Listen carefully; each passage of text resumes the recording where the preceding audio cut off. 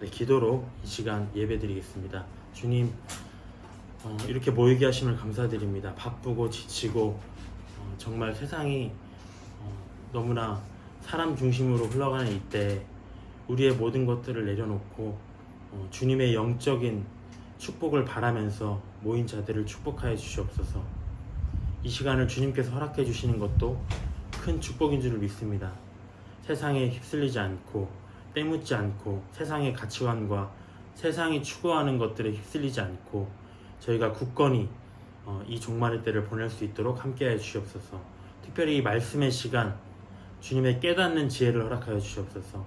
전하는 자에게는 성령님의 능력으로 예수님의 뜻만이 전해지게 하시고 듣는 자들에게는 제가 말로 다 하지 못한 모든 것들이 깨닫게 하시고 그것들이 마음으로 다가와서 생활을 바꾸는 힘이 될 수 있도록 인도하여 주시옵소서. 무엇보다 이 시간 주님의 이름을 높이는 시간이 되길 원합니다. 하나님만 영광 받으시고 예수의 이름이 높여지는 시간 되길 원합니다. 감사드리며 예수님의 이름으로 기도드렸습니다. 아멘. 네, 오늘은 창세기 41장 42장입니다.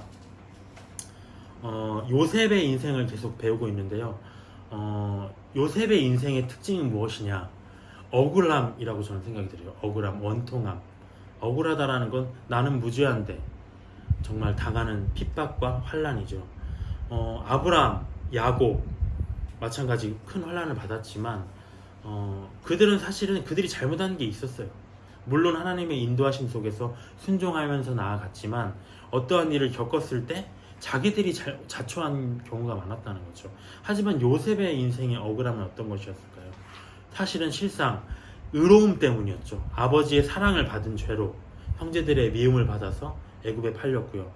애굽 왕의 바로의 친위대장 보디발의 아내를 성폭행하려 했다는 누명을 쓰고 또 옥에 갇혔다는 것. 그러니까 이런 억울한 상황 속에서 사람이 할 수 있는 건 무엇이냐면 원망과 비난이겠죠. 근데 성경 어디에서도 그가 뭐 원통했다거나 이런 내용들이 전혀 나오지 않습니다. 자기의 처지를 비관하고 하나님을 원망했다는 내용이 안 나온다는 거죠. 그저 인내하고 침묵했다는 것. 우리가 베드로서에 보면 죄가 있어 매를 맞고 참으면 무슨 칭찬이 있겠는가. 그건 그냥 인내해야 될 일이라는 거죠. 하지만 그는 부당하게 고난받으면서도 하나님을 생각하여 슬픔을 참았기 때문에 그 행위는 하나님 앞에 아름다운 것이다 라고 얘기를 하고 있습니다. 그리고 지난 시간에 우리가 옥중에서 이제 애굽 왕의 최측근 신하의 꿈을 해석해 줬죠. 그러면서 그가 복직했을 때 이제 나를 풀어주겠구나 라고 기대를 했습니다. 근데 그 신하는 풀려난 후에 요셉을 잊었다는 겁니다. 그 요셉의 입장에서는 정말 뭔가 일이 풀려가는 것 같아요. 근데 그래서 하나님의 때가 되었구나 이제는. 그래서 이제 내 억울함이 다 해소가 되겠구나 기대했다는 거죠. 근데 결론은 어떻습니까? 아무런 소식이 없고 헌신은 그대로. 이때 저는 더 큰 절망을 느꼈을 것 같아요. 형제에게 팔렸을 때보다 성폭행범의 그런 누명을 씌웠을 때보다 저는 이때가 더 괴로웠을 것 같습니다. 하나님께 응답을 받지 못하면 답이 없는 거잖아요, 인생이. 그래서 우리 신앙생활도 정말 예수님 믿고 이제는 우리가 세상에서 벗어났다. 성경도 열심히 배우고요. 성경대학도 나오고 여러 가지 은혜와 은사도 경험했을 때 오히려 성경대학에 배우고 저도 성경대학을 나왔지만 기숙사에서 함께 생활하고 공부하고 즐겁게 있을 때는 희망이라는 게 있기 때문에 그 기간이 힘들지가 않아요. 지치고 피곤해도 우리 이렇게 잘하자 할 수 있다 하고 나가는데 사람이 목표까지 갔는데 아무 일이 벌어지지 않는다. 사실 저는 그때가 더 큰 고난이었던 것 같습니다. 그래서 이렇게 이제 그도 평범하게 살아갈 줄을 기대했겠죠. 자기가 뭐 애굽의 총리가 될 거라고 기대했겠습니까? 그냥 남들만큼만 남들 하듯이 좀 살아가고 싶다. 근데 그 일은 일어나지 않았다는 겁니다. 그렇게 2년이 지났습니다. 41장 1절에 보면 2년 후에 바로가 꿈을 꾼 즉 자기가 나일 강가에 서 있는데 아름답고 살찐 7 암소가 강가에서 올라와 갈밭에서 뜯어먹고 그 뒤에 흉하고 파리한 다른 암소가 나일 강가에서 올라와 그 소와 함께 나일 강가에 서 있더니 흉하고 파리한 소가 아름답고 살찐 7 소를 먹은지라. 되게 특이하죠. 초식동물이 어찌 보면 육식을 한 거니까요. 그리고 다시 잠이 들어서 꿈을 꾸니 한 줄기에 무성하고 충실한 7 이삭이 나오고 그 후에 가늘고 동풍에 마른 7 이삭이 나오더니 그 가는 7 이삭이 무성하고 충실한 7 이삭을 삼켰다. 식물이 식물을 삼키는 상황. 정말 이해가 되지 않는 특별한 꿈이었다는 거죠. 애굽의 바로 왕은 이렇게 2가지 꿈을 꿨습니다. 하나는 아름답고 살찐 7 암소를 흉하고 파리한 암소가 먹는 것. 두 번째는 무성하고 충실한 7 이삭을 가늘고 동풍에 마른 이삭이 삼키는 것이었습니다. 범상치 않은 꿈이었기 때문에 번민이 생겼다는 거죠. 8절에 보면 그의 마음이 번민하여서 사람을 보내어서 애굽의 점술가와 현인들을 모두 불러 그들에게 그의 꿈을 말하였으나 그것을 바로에게 해석하는 자가 없었다. 술 맡은 관원장이 바로에게 말하여 이르되 내가 오늘 내 죄를 기억하나이다. 바로께서 종들에게 놓아사 나와 떡 굽는 관원장을 친위대장의 집에 가두었을 때 나와 그가 하룻밤에 꿈을 꾼즉 각기 뜻이 있는 꿈이라. 그곳에 친위대장의 종된 히브리 청년이 요셉이죠. 우리와 함께 있기로 우리가 그에게 말하매 그가 우리의 꿈을 풀되 그 꿈대로 각 사람에게 해석하더니 그 해석한 대로 나는 복직되고 그는 매달렸다라고 얘기를 하고 있습니다. 바로 왕이 꿈을 막 해석할 사람을 찾으니까 그때에서야 이제 과거의 일이 떠올랐다는 거죠. 그래서 그 감옥의 일을 바로 왕이 고했습니다. 그러니까 14절에 보니까 바로가 사람을 보내어 요셉을 부르매 그들이 급히 그를 옥에서 내놓은지라. 요셉이 곧 수염을 깎고 그의 옷을 갈아입고 바로에게 들어가니 바로는 그 말을 듣자마자 지체할 이유가 없죠. 급히 감옥에서 그를 꺼내서 궁으로 불러들였습니다. 어떤가 이 상황이 정말 그간의 암담한 현실을 무색하게 할 정도로 정말 전후 설명 없는 급박한 일의 전개라는 거죠. 2년간 깜깜무소식이었고요. 이제는 풀려날 수 있다는 기대 이런 거 안 했을 겁니다. 모든 것을 자포자기했을 거예요 아마. 물론 희망이 있었겠지만 이제는 기약이 없는 거죠. 근데 갑자기 풀려났습니다. 급히라는 말이 저는 눈에 들어오는데요. 우리가 요단강에서 요단이라는 뜻을 알고 있어요. 급한 여울이다. 이스라엘 백성들이 모세와 함께 광야에서 40년간을 빙빙 돌았어요. 아주 짧은 거리였다고 하죠. 근데 여호수아는 어떻습니까? 여호수아와 함께 요단강을 건너서 가나안 땅에 들어가는 과정은 순식간이었다는 거죠. 정말 순식간에 모세가 떠나고 여호수아가 바로 거기로 들어가게 되었다는 것. 그러니까 하나님이 자기의 계획하신 때가 되어서 일을 행하실 때에는 모든 것들이 이렇게 급하게 흘러갈 수 있다는 것입니다. 15절에 보면 바로가 요셉에게 이르되 내가 한 꿈을 꾸었으나 그것을 해석하는 자가 없더니 들은즉 너는 꿈을 들으면 능히 푼다 하더라. 요셉이 바로에게 대답하여 이르되 내가 아니라 하나님께서 바로에게 편안한 대답을 하시리이다. 바로는 요셉에게 너 꿈 푼다면서 이렇게 물어봤습니다. 그러니까 요셉은 내가 아니라 하나님께서 하십니다. 저 같았으면 어땠을까요? 맞아요. 제가 했어요. 왜냐면 자기 지금 아쉽거든요. 제가 진짜 잘하고요. 저를 믿어주세요. 애걸복걸했겠죠. 근데 요셉은 일생일대의 이런 순간이잖아요. 자기가 여기서 말 잘못하면 끝나는 거예요. 이제 자기 기회가. 근데 자기를 드러내지 않습니다. 그 상황에서도 자기를 낮추고 하나님만을 높인다는 거죠. 그분만 영광 받아야 된다. 자기는 하나님이 쓰지 않으면 그냥 쓸모없는 그릇입니다. 하나님이 채우지 않으면 그냥 공허한 빈 그릇입니다. 쓸모없는 도구입니다 라고 했던 겸손함을 보였다는 거죠. 근데 저는 더 특별했던 건 뭐냐면 그가 이 고통스러운 시간을 지금 보냈잖아요. 그 상황 속에서도 하나님이 이름을 여전히 기억하고 있었다는 것. 기억할 뿐만 아니라 신뢰하고 있었다는 것이죠. 정말 우리가 어떤가요? 정말 어떤 일을 계획했을 때 자기 뜻대로 되지 않으면 하나님을 원망하고 더 심해지면 어떻게 되나요? 하나님은 없구나. 하나님은 정말 내 인생에 도움 안 되는 분이구나라고 가버리잖아요. 근데 그는 어땠습니까? 상황이 좋았을 때만 믿고 그런 게 아니라 상황이 나빠지면 또 믿지 않는 자가 아니라 내 생각대로 이해 안 돼도 내 뜻대로 일이 안 돼도 내게 주어진 상황과 관계가 없이 하나님을 찬양할 수 있다는 것. 저는 요새 계속 하박국이 떠올라요. 3장 17절에 무화과 나무가 무성하지 않으며 포도나무에 열매가 없으며 이게 무슨 나무에 가치가 있습니까? 감람나무에 소출도 없고요. 먹을 것도 없고 양도 없고 우리의 외양간에 소가 없고 아무것도 없어. 근데 여호와로 말미암아 즐거워하며 나의 구원의 하나님으로 말미암아 기뻐하리로다. 이러기가 정말 힘들 것 같아요. 아무것도 없어도 하나님이 뭐 해줬을 때는 기뻐할 수 있죠. 당연히 하나님이 나에게 뭔가를 큰 걸 해주셨을 때는 막 찬양과 감사와 헌금도 아깝잖아요. 근데 아무것도 없을 때 그분만으로 즐거워할 수 있다는 것, 그게 요셉의 마음이었다. 25절에 요셉이 바로에게 아뢰되 바로의 꿈은 하나님이다. 하나님이 그가 하실 일을 보이시는 겁니다. 7 좋은 암소는 7회요. 7 좋은 이삭도 7회니 그 꿈은 하나다. 후에 올라온 파리하고 흉한 7 소는 7년이다. 동풍에 말라 속이 빈 7 이삭도 7회 흉년이다. 그러니까 이 꿈은 무엇이냐? 30절에 보면은 7년 동안 풍년이 될 것이다. 큰 풍년이 될 것이다. 근데 그 후에는 그 7년의 그 큰 풍년이 기억나지 않을 정도로 큰 기근이 올 것이다 하는 겁니다.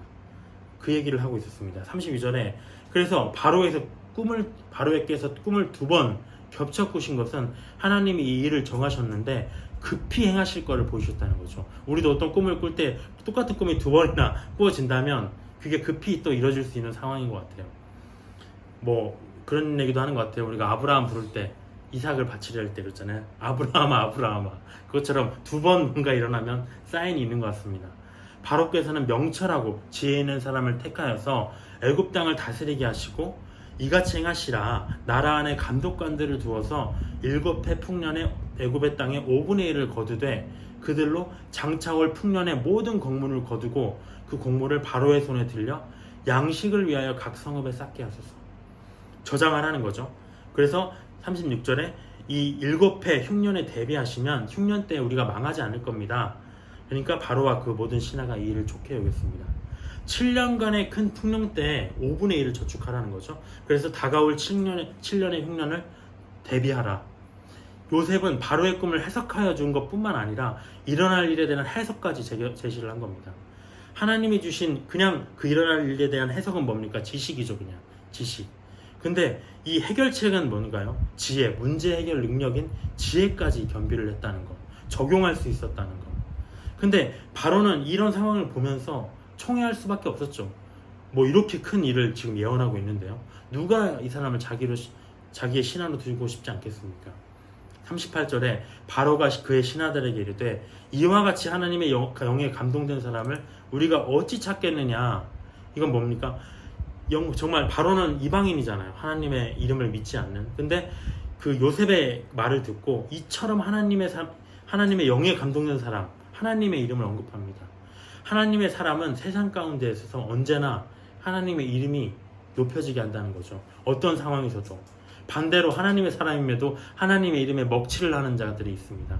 하지만 진정한 하나님의 사람은 그가 어떠한 악한 자들인지 간에 그의 입에서 하나님을 찬양하게 만든다는 거죠. 39절에 보면 요셉에게 이르되 하나님이 이 모든 것을 또 얘기합니다. 하나님의 이름은 너에게 보이셨구나. 너와 같이 명철하고 지혜 있는 자가 없다. 이 세상에서는 너는 내 집을 다스려라. 내 백성이 다 네 명령에 복종하리니 내가 너보다 높은 것은 내 왕자뿐이다. 바로가 요셉에게 이르되 내가 너를 애굽 온 땅의 총리가 되게 하노라. 정말 급반전이죠. 감옥에서 나온 지 정말 얼마 되지도 않았어. 자기의 인장 반지를 빼어서, 인장 반지는 도장을 찍는 거죠. 어떤 일을 결정할 때, 조서를 내릴 때 할 수 있는 권한을 줬다는 겁니다. 요셉의 손을 끼우고 그에게 세마포옷을 입히고 금사슬을 목에 걸고 자기에게 있는 버금 수레를 그를 태우매, 수레에 태우는 거는 만국 공통인 것 같아요. 우리도 가마에 태웠는데 정말 누가 알려주지도 않았는데 그렇게. 그래서 무리가 그의 앞에서 소리 지르기를 엎드리라 하더라. 예수님도 어떤가요? 입장하실 때 그 예루살렘 성을 들어가실 때 호산나 다들 외쳤죠. 바로가 그에게 애굽 전국을 총리로 다스리게 하였더라. 바로가 요셉에게 이르되 나는 바로라. 애굽 온 땅에서 네 허락이 없이는 수종 놀릴 자가 없으리라. 근데 저는 이 부분을 보면서 누가 떠올랐냐? 역시 저는 사람이라서. 뭐가 바로 떠올랐냐? 이러한 권한을 갖자마자 보디발의 아내를 죽여야 되겠다. 보디발의 아내를 잡아들여라. 근데 모르겠어요. 바로의 친위대장이니까 함부로 못 건드릴 수도 있겠죠. 아무리 총리라도. 하지만 저는 보디발이 생각났어요. 요즘에도 그렇잖아요. 성폭행을 당했다고 여자가 그렇게 고하게 되면, 신고하게 되면 일단 사법 절차에 들어가기 때문에 그게 풀려나기까지 엄청난 누명, 직장도 잘리고 그게 엄청난 거거든요. 그런 정말 상황에서 과거에도 마찬가지였다는 거죠. 그 입 한마디 잘 못 놀리는 바람에 저는 그게 생각났어요. 역시 의인이 아니었다는 것. 사실 5절에 보면 그가 요셉의 이름을 사브낫 바네아 은밀한 것을 열어보는 자다 라고 얘기를 하고, 온의 제사장 보디베라의 딸 아스낫을 그에게 주어 아내로 삼게 하니라. 요셉이 나가 애굽 온 땅을 순찰하니라. 요셉이 애굽 왕 바로 앞에 설 때 30세였다고 합니다. 그가 바로 앞을 떠나 애굽 온 땅을 순찰하니 7해 풍년에 토지 소출이 심히 많은지라. 그대로 왔네요. 요셉이 애굽 땅에 있는 그 7년 공문을 거두어 각 성에 저장하되 각 성읍 주위에 밭의 곡물을 그 성읍 중에 쌓아둠에 쌓아둔 곡식이 바다 모래같이 심이 많아 세계를 그쳤으니 그 수가 한이 없음이더라. 우리가 일반 직장에서 이런 얘기를 한 적이 있어요. 이 직장 한 기업체에서 정말 이 기업을 먹여 살리는 사람이 몇 프로나 되냐? 1%도 안 된다는 거죠. 그 1%가 나머지 99%를 먹여 살린다. 1%의 브레인이. 그것처럼 여기서도 요셉 하나라는 그 바로의 엄청난 대국의 신하가 한 명이 이 지금 온 민족들을 먹여 살리고 있습니다. 요셉의 오욕의 세월이 정말 한순간에 보상받았죠. 17세의 형제에게 팔렸고요. 13년간 고생을 했어요.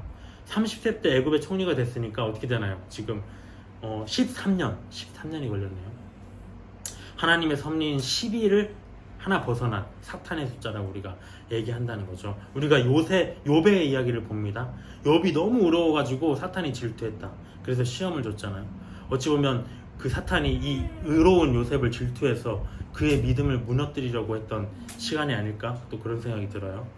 50절에 보면 흉년이 들기 전에 요셉에게 두 아들이 나되 정말 51절에 보면 첫 번째 장남이 므낫세를 낳았습니다. 그러면서 그 이름을 뭐라고 지었냐면 하나님이 내게 내 모든 고난과 내 아버지의 온 집, 그게 뭔가요? 형제들이 나를 팔았던 일, 그거를 다 잊어버리게 하셨다. 그만큼 기뻤다는 거죠. 므낫세를 낳고 차남의 이름을 에브라함이라고 지었다. 하나님이 나를 내가 수고한 땅에서 번성하게 하셨다. 첫 번째 므낫세를 낳았을 때는 형제들에게 팔린 일, 아버지의 온 집 일을 잊어버리게 해주셨어요. 두 번째 차남을 낳았을 때는 무엇입니까? 내가 수고한 이 땅, 감옥에서 괴롭힘을 당했던 그 땅에서 번성하게 하셨다. 모든 걸 다 갚으셨다는 겁니다. 그래서 하나님의 법칙은 정말 믿지 않는 사람들이 그런 것 같아요. 저에게 이런 얘기를 한 적이 있어요. 너는 합리화다. 기독교는 합리화의 종교다. 어떻게 해도 무논리라는 거죠. 뭐냐? 일이 잘 풀려. 그럼 하나님께 영광이고, 그것도 알아요. 그 논리도. 일이 안 풀려. 그러면 그것도 하나님이 합력하여 선을 이뤄준다며. 그러면 무논리 아니냐 그게. 맞다. 그게 하나님의 원리인데 어떡하냐. 그건 완벽한 무논리라는 거죠. 대적할 자가 없다. 너희들은. 맞는 거죠. 근데 하나님의 법칙은 고난이 없이는 영광도 없다는 것. 그러니까 근데 반대로 그걸 보면 뭔가요? 고난이 있다. 우리가 지금 일상을 살아가는 것. 저는 고난이라는 것이 정말 거창할 수도 있겠죠. 물론 우리가 정말 오지에 나가서 자기 일평 온몸을 바쳐서 순교하신 그런 선교사분들의 그런 영광스러운 자리를 우리가 따라갈 수 있겠습니까? 하지만 우리의 그런 삶 속에서, 이 소소한 삶 속에서도 정말 지치고 피곤하면서도 신앙을 지켜나가는 것, 저는 그거는 우습게 봤던 것 같아요. 근데 제가 교만하려고 하는 게 아니라 그런 위로가 필요한 것 같아요. 정말 이 싸움도 주님께서 기뻐 받으시는 일상 속에서 주시는 고난이다. 이걸 이겨내면 하나님이 기뻐하시는 거다라는 것, 이것도 가벼운 게 아니다라고 저는 믿고 싶습니다. 로마서 8장 17절에 보면 자녀이면 또한 상속자, 하나님의 상속자여 그리스도와 함께한 상속자니 우리가 그와 함께 영광을 받기 위하여 고난도 함께 받아야 할 것입니다. 베드로전서 4장 13절 오히려 너희가 그리스도의 고난에 참여하는 것으로 즐거워하라. 이는 그의 영광을 나타내실 때 너희로 즐거워하고 기뻐하게 하려 함이라라고 되어 있습니다. 그래서 53절에 이제 7해 풍년이 그쳤어요. 그리고 요셉의 말처럼 흉년이 들기 시작했습니다. 근데 정말 각국이라고 합니다. 이 기근이 애굽만 든 게 아니라 정말 그 중동 지역, 그 일대가 다 지금 기근에 시달렸다는 거죠. 근데 애굽 땅에만 먹을 것이 있었다고 합니다. 애굽 온 땅이 굶주리니까 백성이 바로에게 부르짖었습니다. 양식을 구했습니다. 백성을 먹이지 못하면 아무리 큰 왕이라도 다 죽게 돼 있어요. 결국에는 그 정권이 무너지게 돼 있습니다. 그때 요셉이 자기가 모아놨던 양식들을 창고를 열고 팔았다는 거죠. 팔았다. 공짜로 주진 않았네요. 어쨌든 팔았어요. 각국 백성들도 그 양식을 사갈 정도로 얼마나 큰 흉년이었길래 5분의 1만 저축을 했는데 이렇게 많이 우리가 먹고 살 수 있는 그런 상황을 만들었을까요? 정말 큰 지혜죠, 하나님이 주신. 그래서 창세기 41장에 이제 41장에 요셉의 영광스러운 모습을 우리가 봤습니다. 여기서 예수님의 모습 우리가 발견할 수 있죠. 첫 번째, 요셉은 구덩이와 노예와 감옥이라는 가장 낮은 자리에 있었습니다. 그리고 애굽 왕에 의해서 총리라는 높은 자리에 앉았죠. 예수님도 마찬가지 십자가라는 가장 낮은 자리에, 사망이라는 가장 낮은 자리에 계시다가 하나님에 의해서 가장 높은 보좌 우편에 앉아서 우리의 왕이 되셨다라고 하셨습니다. 또한 요셉은 어떤가요? 심한 기근에 줄인 백성들에게 양식을 나눠줬습니다. 마찬가지로 예수님도 영적으로 줄인 자들에게 생명의 양식을 나눠주는 것, 나는 생명의 떡이다, 내게 오는 자는 결코 줄이지 않을 것이다 라고 했습니다. 그것처럼 양식을 나눠주는 분이었다. 요셉의 모습 속에서 예수님의 얼굴이 계속 보입니다. 42절, 이제 그때 야곱이 애굽에 곡식이 있음을 보고 아들들에게 이르되 너희는 어찌하여 서로 바라보고만 있느냐. 야곱이 또 이르되 내가 들은즉 저 애굽에 곡식이 있다 하니 너희는 그리로 가서 거기서 우리를 위하여 사오라. 그러면 우리가 살고 죽지 아니하니라. 요셉의 형 10사람이 애굽에서 곡식을 사려고 내려갔으나 야곱이 요셉의 아우 베냐민은 그의 형들과 함께 보내지 아니하였다. 왜? 재난이 그에게 미칠까봐, 요셉처럼 잃게 될까봐.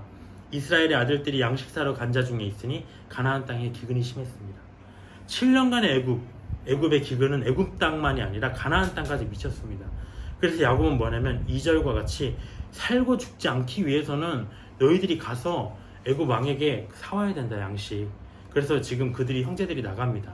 6절에 때에 요셉이 나라의 총리로서 그 땅 모든 백성에게 곡식을 팔더니 요셉의 형들이 와서 그 땅에서 엎드려 절하며. 어떤 마음이 들었을까요? 20년 만이죠. 17세에 팔리고요, 30세 총리가 된 후 7년 풍년 이후잖아요. 그러니까 20년 만에 재회. 그 모습을 봤을 때 어땠을까요? 근데 요셉은 알아봤어요, 그들을. 근데 7절에 보면 모르는 채 했다고 하죠. 엄한 소리로 그들에게 말하여 이르되 너희가 어디서 왔느냐. 그들이 이르되 곡물을 사려고 가나안에서 왔나이다. 요셉은 그의 형들을 알아보았으나 그들은 요셉을 알아보지 못하더라. 요셉은 많이 바뀌었겠죠. 정말 모진 세월도 겪었고요, 나이가 드니까 용모도 바뀌었고요.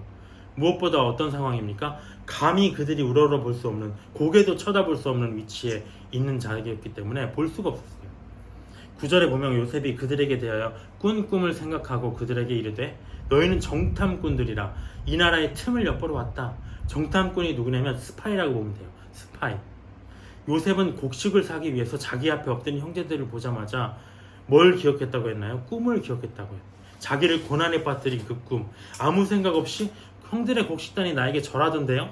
그 꿈이 그냥 떠올랐던 거예요. 근데 일부러 모른 체를 했습니다. 그리고 스파이로 몰아갔습니다.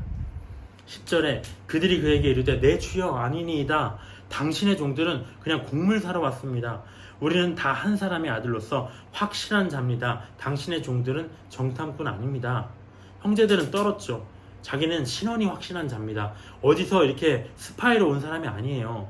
근데 요셉은 안 믿어줍니다. 그러니까 자기의 출신을 지금 계속 디테일하게 설명하는 거예요. 12절에 요셉이 그들에게 이르되 아니야, 너희가 이 나라의 틈을 엿보러 왔다.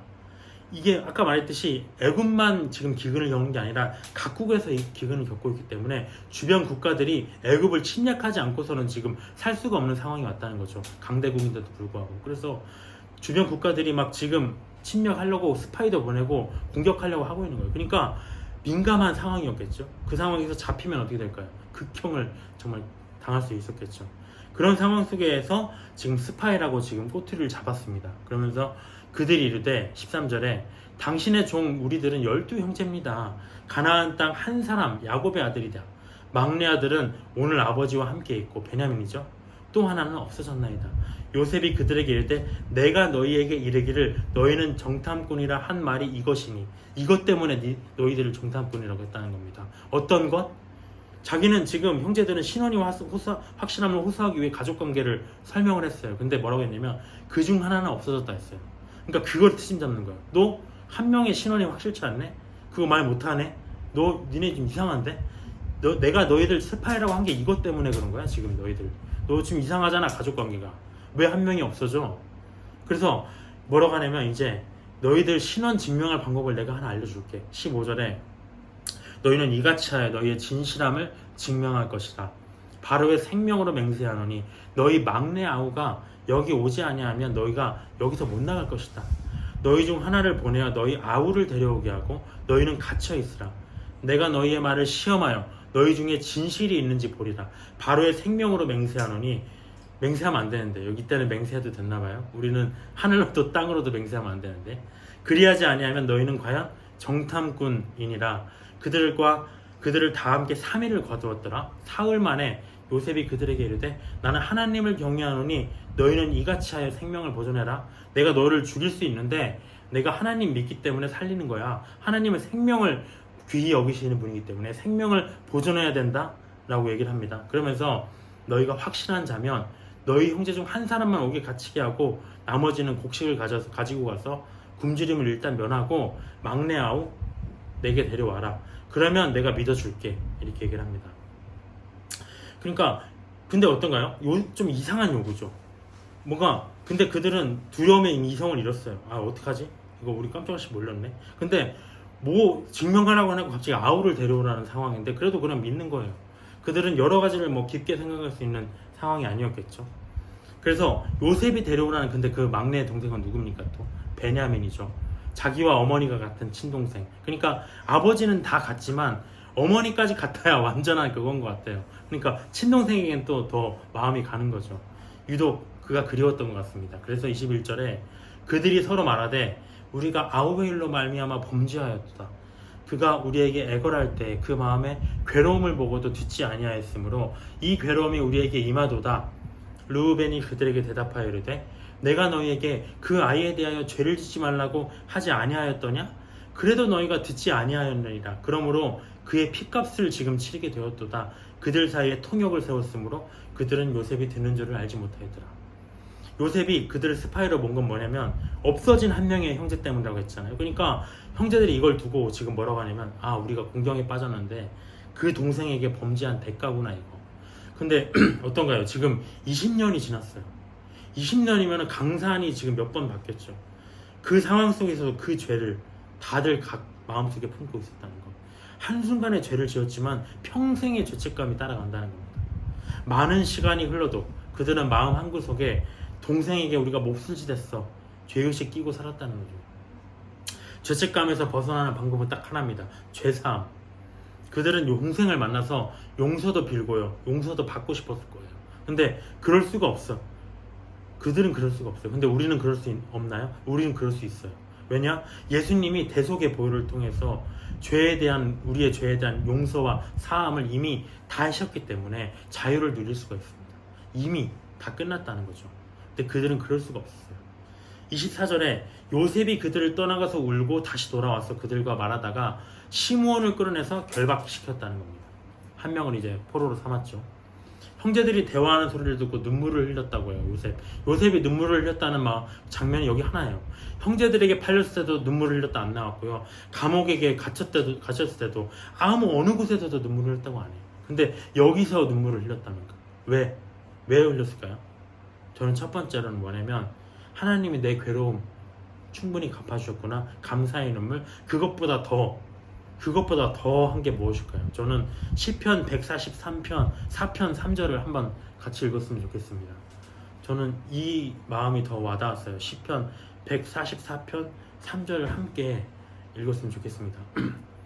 시편 144편 3절을 함께 읽겠습니다. 여호와여 사람이 무엇이건대 주께서 저를 알아주시며 인생이 무엇이건대 저를 생각하시나이까. 정말 총리가 되고 이미 자기는 자식들도 나왔어요. 충분히 보상받았어요. 근데 내가 뭐길래 이 온 세상을 창조하신 하나님이 모든 걸 주시고도 나의 이 작은 문제, 내 마음속에 정말 조금 남아있는 그런 일, 형제들과의 오래된 문제까지도 친히 개입하시고 해결해 주시는지, 내 마음속에 정말 응어리도라고 할 수 없을 정도로 작은 그 티가 하나 있는데 그것조차도 기억하시고 나에게 이 일을 행하여 주시는지, 그것만 봤을 때 내가 뭔데요? 내가 나라는 사람이 뭐길래 하나님 앞에 이렇게 나를 생각하십니까? 하는 감사의 눈물. 두 번째는 뭘까요? 한편으로 그들의 대화 속 형제들의 대화를 보면서 이 형들이 죄책감에 짓눌려 살았구나, 죄 속에서 살았구나. 이 형들이 평생을 불쌍함을 느꼈을 수도 있죠. 죄인에 대한 긍휼함의 눈물이죠. 예수님의 눈물입니다. 예수님이 사랑하는 나사로가 죽었을 때 눈물 흘리셨어요. 왜? 어차피 다시 살리실 거잖아요. 왜? 뭐가 슬퍼? 뭐가 슬펐길래 울어?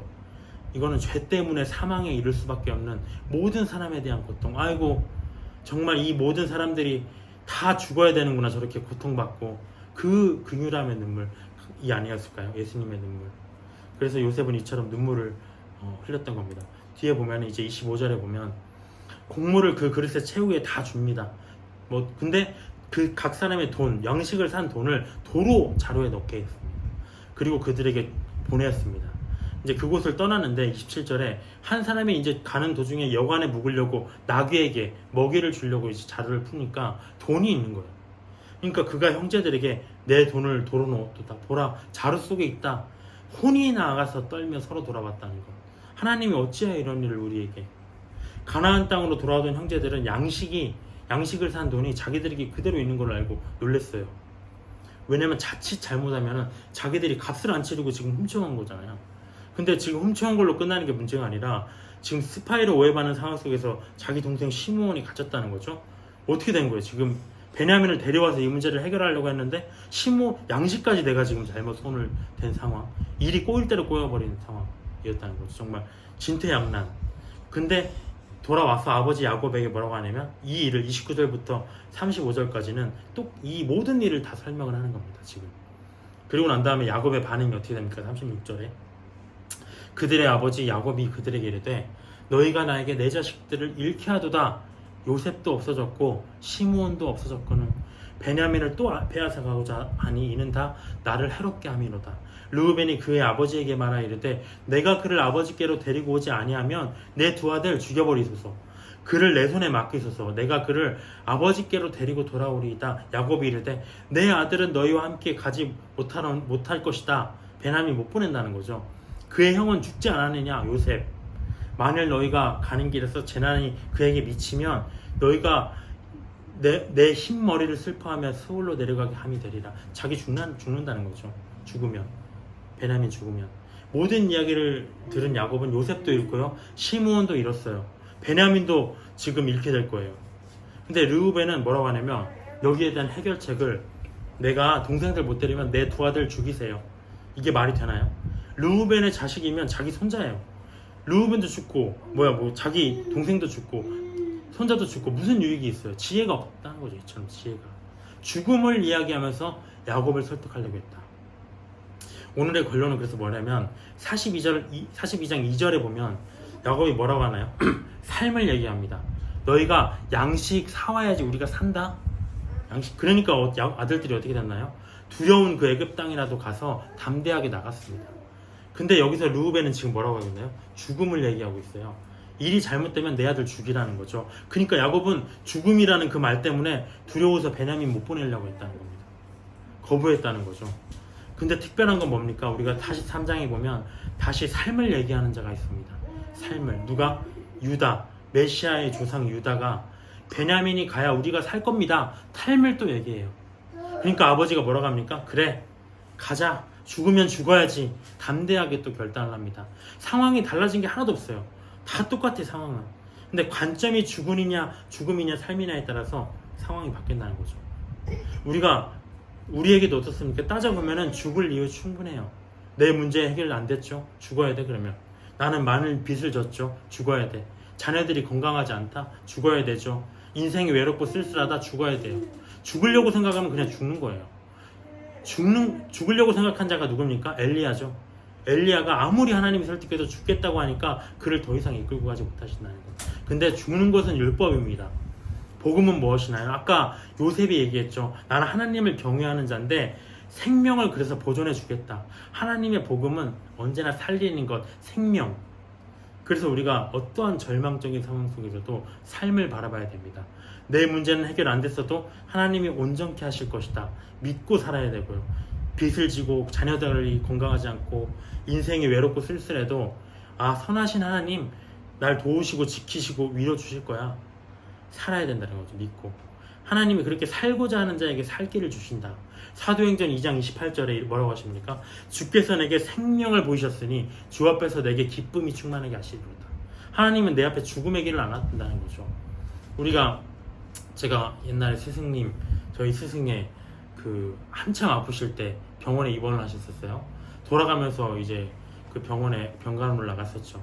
근데 엄청 많이 앓으셨어요. 근데 정말 밥 한 술도 뜨지 못하던 분이 어느 날 잠을 자고 땀을 흠뻑 흘리며 깼는데 자기가 꿈을 꿨다는 거예요. 뭐라고 했느냐? 하나님이 살 생각을 하라고 했다고. 근데 거짓말처럼 살아나시더라고. 밥을 먹고 살아나시고 나오시더라고요. 살 생각을 하라. 근데 정말 그 상황에서 어땠을까요? 살 생각을 할 마음이 사람으로서는 들었을까요? 근데 그 꿈속에서 어떠한 만남을 가지셨는지 모르겠지만 살 생각을 하라는 그 한마디에 다시 기운을 차리고 밥을 먹고, 들어가지 않는 밥을 먹고 일어났을 때 일어나졌다는 거. 살 생각을 하는 거. 그래서 우리의 고난의 모습이 다 다릅니다. 아브라함, 이삭, 야곱, 요셉 다 자기의 고난이 달라요. 근데 각자의 문제 속에서 정말 다 포기하고 죽고 싶었을 거예요. 근데 이들은 삶을 추구했다는 거죠. 무너지고 실패하고 정말 문제가 많아도 끝까지 그냥 삶으로 갔다는 거죠.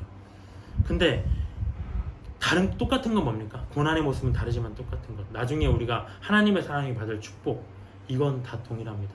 천국에서 누릴 보상은 인생의 수치, 내 모든 고난당하는 일들 말끔히 요셉처럼 잊게 할 만한 큰 축복이라는 겁니다. 고통받고 멸시당했던 이 땅에서 왕노릇하게 해주신다는 것. 천국에서만 왕노릇하게 하는 게 아니라 천국에서는 우리가 가면 끝이잖아요. 근데 우리는 이 땅에서 우리가 아까도 오면서 보니까 정말 레미안 아파트 정말 좋더라고요. 진짜 좋아 보이더라고요. 강을 건너는데 와 진짜 보면서 그런 절로 나와 보는데 와 저기 살면은 뭔 걱정이 있을까? 그냥 그들도 걱정이 있겠죠. 근데 그냥 보기만 해도 좋아요. 너무 좋아 그냥. 주님 저는 저렇게 못 살아봤으니까 좀 살아야 되겠어요. 물론 지금도 잘 살고 있지만 근데 이 땅에서 하나님이 천년왕국을 일으키신다는 것, 그게 정말 큰 복 아닙니까? 우리가 다니던 강남 땅, 이 땅에서 우리가 왕노릇 할 수 있고, 우리가 살고 있는 이 지구에서 왕노릇 할 수 있고, 우리는 감히 지금 노예처럼 살지만 그런다는 것. 계시록 21장 3절 4절 한번 같이 읽었으면 좋겠습니다. 이걸로 마무리했으면 좋겠는데요. 계시록 21장 3절 4절 같이 한번 읽었으면 좋겠습니다. 계시록 21장 3절 4절 함께 읽겠습니다. 내가 들으니 보좌에서 큰 음성이 나서 이르되 보라 하나님의 장막이 사람들과 함께 있음에 하나님이 그들과 함께 계시리니 그들은 하나님의 백성이 되고 하나님은 친히 그들과 함께 계셔서 모든 눈물을 그 눈에서 닦아주시니 다시는 사망이 없고 애통하는 것이나 곡하는 것이나 아픈 것이 다시 있지 아니하리니 처음 것들이 다 지나갔음이라.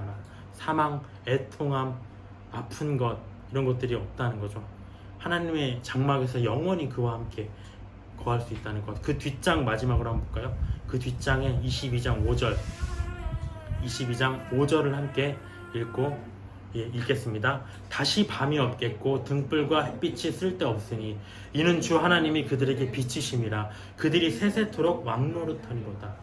밤이 없다는 겁니다. 밤. 슬픈 날이 이제는 더 이상 없다는 것. 요셉처럼 우리가 그렇게 왕노릇하게 될 날을 기대하면서 이 시간 마치도록 하겠습니다. 주님, 요셉의 이야기를 들으면서 정말 많은 고난의 세월이었습니다. 저희는 저희 죄로 인해서 고난을 받으나 그는 의인이었습니다. 의로움 가운데서도 받는 정말 원인을 알지 못하는 고난 가운데서도 하나님의 이름을 높이고 찬양하였습니다. 그렇기 때문에 그가 의인이 되었습니다. 그 같은 믿음을, 그 같은 정결하고 순수한 믿음의 길을 우리가 가게 하여 주시옵소서. 우리가 어떠한 상황 속에서도 절망에 빠지지 않고 삶을 생각하게 하여 주시옵소서. 그리하여서 우리만 삶을 누리는 것이 아니라 정말 아직도 사망 가운데 포로되어서 죄 가운데 있는 자들에게 삶을 전하고 생명을 전하는 자들이 되게 하여 주시옵소서. 예수 그리스도의 이름을 저희가 전할 때 그들의 마음이 움직여서 그들이 영혼이 돌아올 수 있도록 우리에게 능력과 은사를 충만히 부어주시옵소서. 이 시간을 주께 감사드리며 살아계신 예수님의 이름으로 기도드렸습니다. 아멘.